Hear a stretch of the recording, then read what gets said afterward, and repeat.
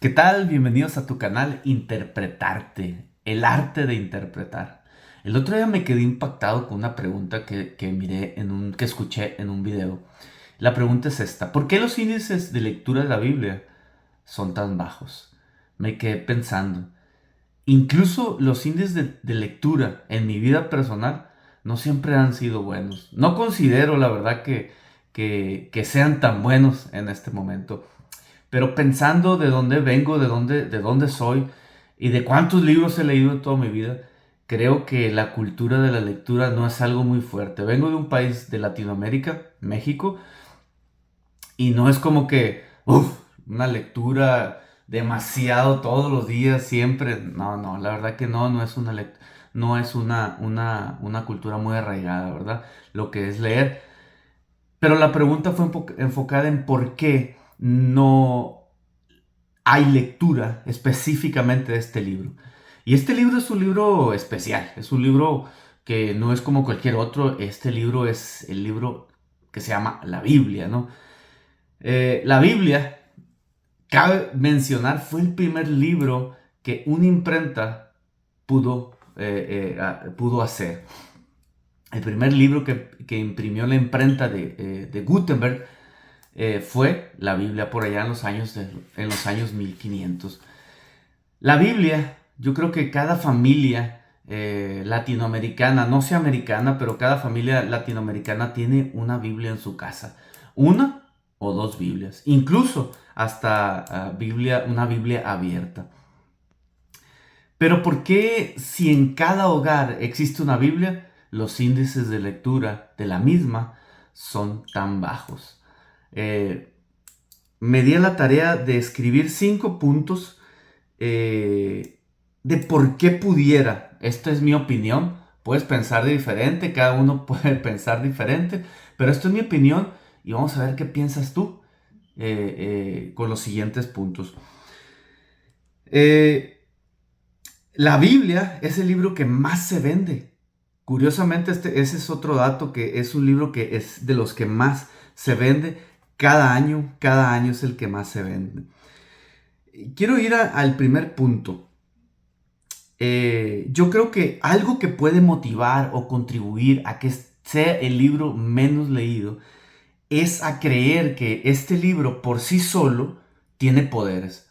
He visto en muchas casas, en casas de mis amigos o en otras casas que llego, veo la Biblia abierta solamente, en un salmo, simplemente abierta. Creer que la Biblia tiene poderes solamente por abrirla y abrirla creo que el Salmo 91 es de los más famosos. Abrirla en el Salmo 91 o abrirla en cualquier otro verso favorito. Creer que la Biblia, solo por el hecho de tenerla como un amuleto en una casa, creer que espanta a los espíritus o espanta cosas o que tiene poderes pues para bendecir con el solo hecho de abrirla, pues eso contribuye, ese tipo de pensamientos contribuye pues a no leerla, ¿no? Ese sería uno de mis primeros puntos. Creer que tiene poderes mágicos solamente por tener abierta. Entonces, la verdad que, la verdad que no. La verdad que no. La Biblia hay que leerla, hay que disfrutarla, hay que entenderla, hay que interpretarla. La Biblia es un libro vivo, es un libro con historia, es un libro que apasionante, es un libro que tiene práctica, vivencias y que se puede aplicar a la vida. Y solo leyéndola es como podemos traer riquezas adentro, ¿no? Otro de los puntos, creer que es un libro fácil. La Biblia es un libro fácil de leer. Es como una novela, un periódico, es como leer el periódico. Creer y entrar a leer la Biblia creyendo en mi mente que es un libro como cualquier otro. Y la verdad me gustaría decirte que sí, sí es un libro. Pues sí es un libro, ¿no? Es un libro que está escrito, gracias a Dios, en español. Pero no es un libro como cualquier otro. La Biblia es un libro, pero tiene un compendio de libros que la conforman. Son 66 libros que conforman a la Biblia. 66 libros muy diferentes uno de otro. Existen 44 autores que escribieron. Dios usó hombres llenos de Dios, llenos de Él, y les inspiró, les respiró, les pasó y les traspasó les dio que escribieran, pero cada uno de estos autores, de esos 44 autores, pusieron su esencia, pusieron su estilo literario, pusieron su historia, y de ahí surgen otro tipo de géneros literarios, cada quien puso su forma al escribir, y también la Biblia se escribió en un periodo de 1500 años. Por eso lo hace un libro tan enciclopedia, haz de cuenta, es una total enciclopedia de 66 libros, y a veces creer que es un libro muy fácil y que en la primera ojeada ya le voy a entender a todo, y la verdad es que no. Ese es otro de los puntos, que creer que es un libro fácil puede llegarnos a frustrar, que cada vez que leemos y no entender nada, y es mejor no leerla. ¿Para qué la leo si no la voy a entender? Entonces eso puede contribuir pues a no estarla leyendo. Ese es el punto número 2. El punto número 3: ignorar que se ocupa estudio para aprender a estudiar la Biblia. Como comentaba, el no entender cómo enfrentar, cómo confrontar, por ejemplo, los diferentes estilos literarios, los diferentes géneros literarios, no puedo llegar simplemente a querer leer la Biblia así como así. Tengo que saber qué son las cartas, cómo se lee la poesía, cómo se lee los libros de ciencia, cómo se interpretan los libros de narración, cómo leer las parábolas, cómo leer los evangelios, cómo aplicar las reglas, las leyes gramaticales y de literatura, que esas existen desde los tiempos de los griegos. Esto puede también a creer que no se ocupa estudio para dejar la Biblia rápidamente y no leerla. Esto puede generar que no la quiera leer ya más nunca y decir, este es un libro muy, muy difícil. La Biblia exige cierto conocimiento, claro, de gramática, conocer los géneros literarios, como lo hemos dicho, raíz etimológica. ¿Por qué la raíz etimológica? Porque, claro, vemos que la Biblia está escrita en español. Sí, está escrita en español, pero no fue hecha originalmente en español. Fue hecha originalmente en griego y en hebreo.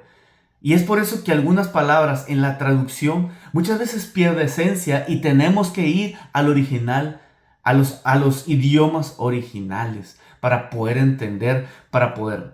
Necesitamos herramientas de comprensión, herramientas de interpretación para poder sustraer la esencia, el contexto. Entonces, si yo no estoy consciente antes de leer la Biblia que tengo que tener conocimientos, claro, básicos de gramática, básicos de géneros literarios, por ejemplo, de una carta o de una poesía. ¿Qué es una poesía? Pues una poesía es un pensamiento profundo que alguien en su mayor estado de concentración y de arte expresa desde lo más profundo de sus sentimientos una oración al cielo. Y esa oración al cielo la escriben. Entonces, ¿cómo podemos leer la poesía? ¿Se podrá leer igual la poesía que una carta? Y es ahí donde nosotros debemos de poder identificar cada uno de estos géneros literarios. Si no lo identificamos, vamos a estar chocando constantemente. Hay palabras también en la escritura, en la Biblia, que son difíciles de comprender, que necesitamos ir a las raíces para poder comprender. Casi en español no se comprende, podemos ir a otras raíces. Pero si ignoramos todo esto, entonces se nos va a hacer un libro bien tremendo, se nos va a hacer un libro muy complicado, y pues eso va a contribuir a la no lectura, al simplemente tenerla abierta o tenerla empolvada o tener la Biblia guardada. Entonces, otro punto, y este es un punto de los más que lo he pensado mucho. No quiero decir de mis favoritos, pero lo he visto mucho. En la cultura latina, el sacerdote o ministro es el que lee e interpreta la Biblia. Lo voy a leer otra vez, lo voy a decir otra vez. En la cultura latina, el sacerdote o ministro es el que la interpreta. Cada domingo para nosotros, esto puede contribuir a que yo no la lea.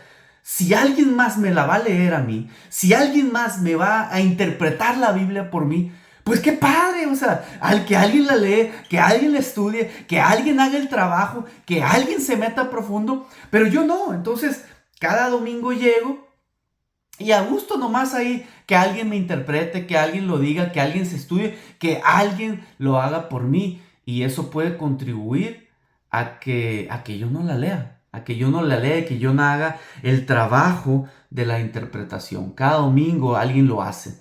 Y les voy a ser muy sinceros, les voy a ser muy sinceros, muchas veces me pasa o muchas veces me ha pasado o me pasó que yo decía, pues ¿para qué la leo? Si el domingo me la van a leer. El domingo voy a ir a la iglesia, voy a ir a un servicio dominical y ahí está el ministro.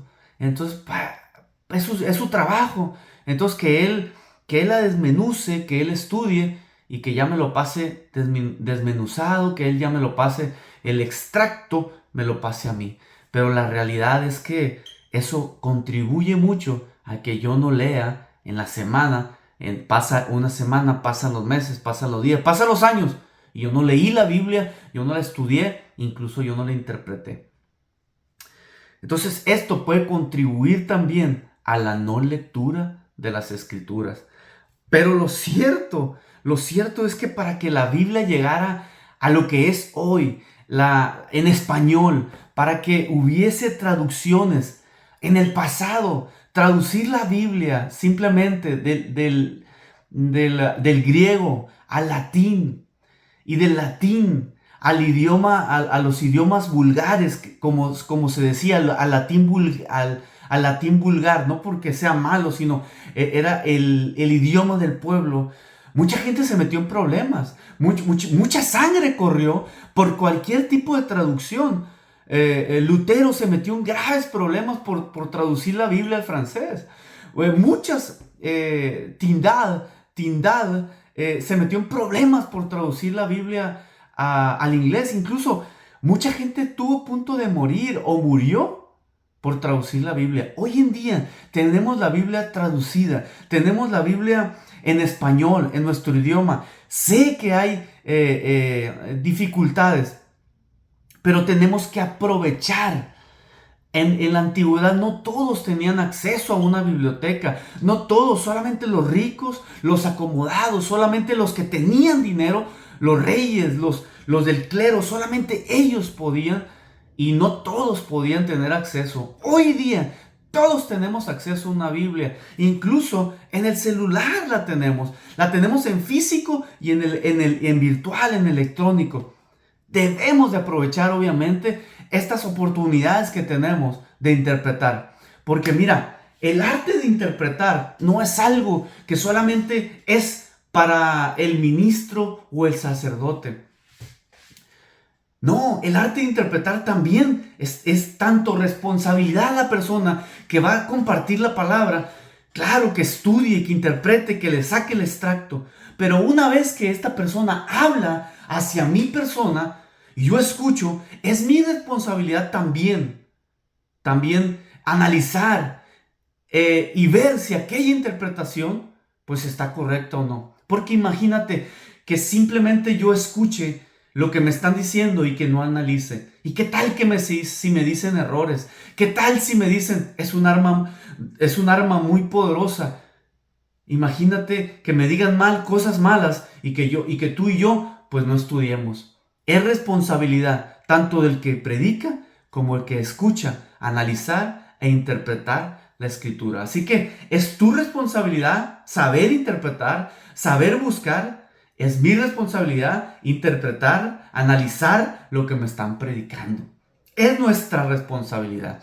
Entonces, No hay más pretextos. ¿Tienes Biblia en tu casa? ¿Tengo Biblia en tu casa? Pues te invito a este canal, te invito a este podcast, donde poco a poco vamos a ir desarrollando y vamos a ir viendo técnicas de interpretación, técnicas para hacer una correcta interpretación bíblica, porque queremos sacarle el extracto, queremos sacarle la esencia, queremos sacarle lo que es la esencia, una buena interpretación de la palabra de Dios. Porque tenemos que analizar. Es muy peligroso no analizar lo que me enseñan, y más viniendo de la palabra de Dios.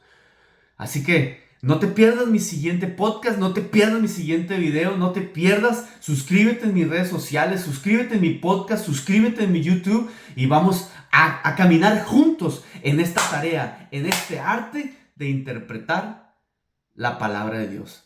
Así que Dios te bendiga y vamos para enfrente.